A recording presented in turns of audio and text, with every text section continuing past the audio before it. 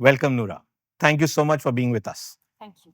In today's episode, we are going to talk about why doesn't my teen talk to me?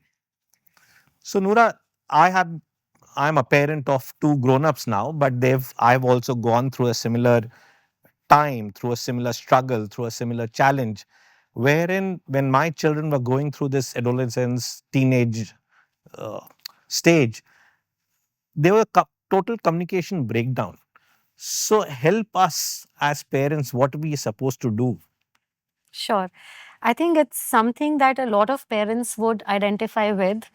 There might be a few lucky parents who find that, the adolescence of their child was completely smooth. But for most of us, we will find that our children get moody, they get extremely self centered. Their need for privacy gets very high when it comes to parents, but their need to be with friends becomes equally high. Right. And the only people they seem to be talking to are their friends. It can be very, very difficult as a parent because you possibly have had an experience where the child was sharing a lot with you and now suddenly only wants to be in their room with closed curtains, living in the dark, and only coming out for food Right. Right. if they feel like eating True. or to be with friends. So it really does seem as if you are no longer connected or in touch with your child. True. And typically, the answers will be in monosyllables. Coupled with that, they can be extremely volatile moods. And a lot of times they may end up saying things which are very hurtful. Right. But I don't like you at all. I hate you. Why are you even like this? So, along with the communication breakdown, these kind of situations can actually make it very, very tough for a parent. And it's a very emotional moment, because we've worked so hard to bring up this child and now look at them, they hate us. Yeah. So I hear you when you say that, it's been tough and it is tough when we experience this. So I think it's really important as a parent to step back first and not take it personally. Because our first reaction to anything that goes wrong with our child is to blame ourselves. Right. I must be doing something that's not right. Right. Or, you know, we may come from a place of my child does not respond well to me. And something is not okay with my child. In all of this, we also experience a sense of inadequacy. We Yes. also experience a sense of anxiety. And that leads to a further communication breakdown. Right. So, I mean, there's a lot the child can do, but coming from the first step where, as a parent, we calm ourselves down to say, you know what, this happens. Hota hai. A child going through this in adolescence is absolutely age appropriate and natural. Yeah, maybe, my friend's child is the most well behaved and talks to them, but mine doesn't. That's okay as well. Okay. So, to be able to calm oneself down is very, very crucial and not take it personally, come from a space of patience, and then start using some of the other strategies that I could possibly share in how to build communication. See, you're talking about from the parent's perspective. What about what is going on in the child's mind at that same moment? Yeah. Is he also disconnected, or there's some other struggle that he's grappling with? Great question. um I think an adolescent is really, really, and as they say, they feel in the middle of nowhere. I'm neither a child nor am I an adult.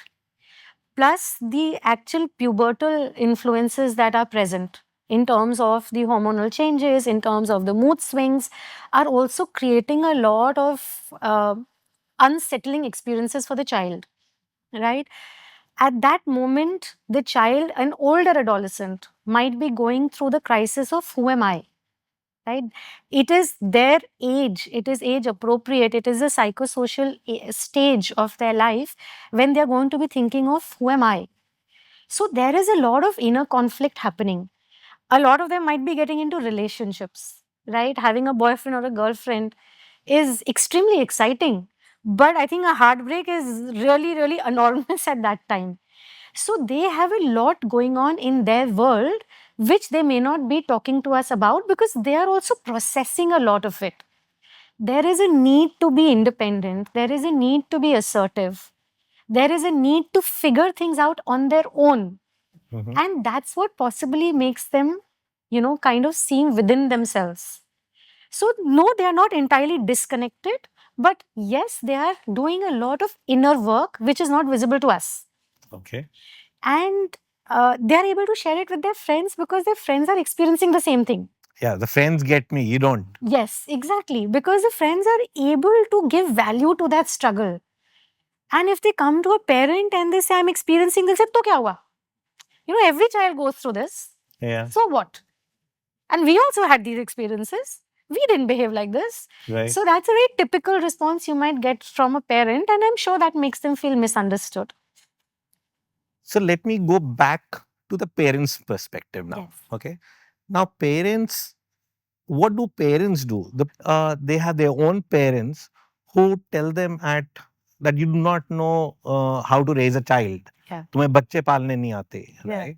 So on one hand they have these parents, on the other hand they have these children, and they become a sandwich. Absolutely. So our generation is the sandwich generation. Absolutely. Yeah. Yeah, I think that's a tough one as well. And like I said, being a parent is, it's a tightrope walk.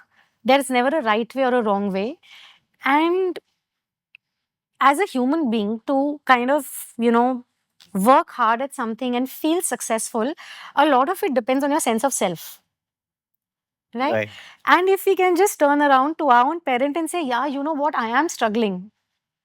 And I'm sure parenting was easy for you. And I'm really struggling because there's so many things that, didn't happen then that are happening now. See, I think it's trial and error. But again, being able to say, okay, if my parents seem to think I don't do this job well enough, it's all right. Let them be with that. I know that I'm trying my best. And I know that I have to see myself and my child through this. Because again, what's going to happen is if we get irked and provoked by what our parent thinks of our parenting, where will it come out? On our partner and on our children. True. Right? We are going to turn around to that child and be even more irritated because now we have the additional pressure that even my parents think I'm a failure at this. Yeah. Right? So there's a lot of self work that goes on both ways. Right? The parent has to continually work on oneself to say, okay, you know what? I understand it from my parents' perspective that I might be making mistakes, but I know I'm trying and I can always keep trying new things. I can always reach out, for help to a therapist, to a psychologist, to a parenting expert and see how I can do this differently. Because to be brutally honest, there are times when parents are not doing it in the most effective way. And please note, I'm not saying right or wrong. I'm just saying that sometimes the way that we ourselves communicate with our children or our family is not the most effective. Right. And therefore, looking at how effectively I am, having this communication is also important. So it's a constant process of checking in. What am I doing that I could change or I could do differently to make my child, more responsive to me? Because this is not only about the child who's going through their own inner struggles and inner processes. And to this, I would really like to add that, especially in the Indian, parenting context, respect is not a word that we kind of bring into the rhetoric of parenting. So children are supposed to respect us, but we are not, as easily showing respect to the child. And as a teenager, your child really wants to feel worthy of respect. If we can have more respectful conversations with them, it will really help us. Mm-hmm. And that will show up in simple ways, like not assuming that everything that they do is wrong and stupid.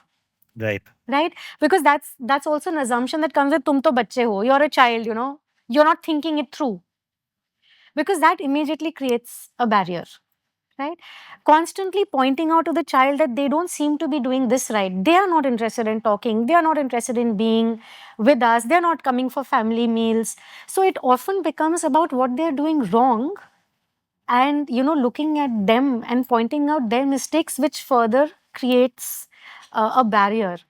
And if I were to look at it from a completely objective lens and say, is this respectful to the other person? It's not. But tell us, viewers, that in case you need to sum up our conversation of today, and you need to give advice to the parents in 5 sentences, what would you say? So not to take personally the child's experiences, and to be able to put oneself back and look at it as their struggle. Be a part of their struggle, try to understand their struggle, and then help them to problem solve and make decisions. Be respectful of their time and space, and know that although teenagers appear as if they don't need you, they really, really need you. So create little moments of interactions with them which are not to do with conversations about how things are not okay, but doing things together which your teenager likes. So it could be going for a drive, it could be asking them to introduce you to their music, it could be having general conversations which have nothing to do with them. And keep the channel of communication open. If we can keep the channel of communication open, sooner or later they will understand that the parent is there for them. And be as non judgmental as possible, because what they are doing right now is really judging themselves. And they'll need from us to be unconditional and say, you know what, you're figuring this out, I'm with you in it. Let's do this together, kindly, compassionately, and respectfully, both to the child and to yourself. Fantastic. Thank you so much, Noora, for this insightful conversation. Thank you. And viewers, in case you have any questions for Noora, do write into us and we'll take it up. Thank you so much for watching us. Thank you so much for listening to us. Thank you.